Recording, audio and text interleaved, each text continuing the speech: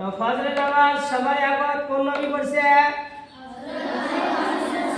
হযরত আদম আলাইহিস সালাম। জোহরের নামাজ কোন নবী পড়ছে? জোহরের নামাজ কোন নবী পড়ছে? হযরত ইব্রাহিম আলাইহিস সালাম। হযরত ইব্রাহিম আলাইহিস সালাম। তো আসরের নামাজ সবার আগত কোন নবী পড়ছে?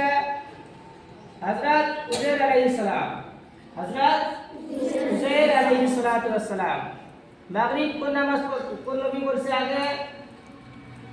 মাগরিব কোন নবী আগে নামাজ পড়ছে? মাগরিবের নামাজ হযরত দাউদ আলাইহিস সালাতু ওয়াস সালাম। হযরত দাউদ আলাইহিস সালাতু ওয়াস সালাম।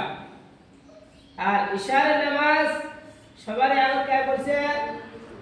আমার নবীজি মুহাম্মদুর রাসূলুল্লাহ সাল্লাল্লাহু আলাইহি ওয়াসাল্লাম। বুঝি পেয়েছেন? আরেকবার রিপিট করো। সবার আগে ফজরের নামাজ কোন নবী পড়ছে?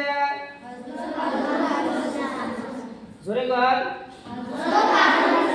হযরত আদম আলাইহিস সালাম। জোহরের নামাজ কোন নবী আদায় করেছে আগে? ইব্রাহিম আলাইহিস সালাম। হযরত ইব্রাহিম আলাইহিস সালাম। আসরের নামাজ কোন নবী আগে আদায় করেছে?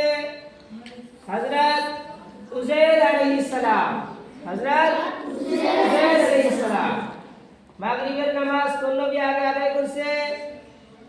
হযরত দাউদ আলাইহিস সালাতু ওয়াস সালাম।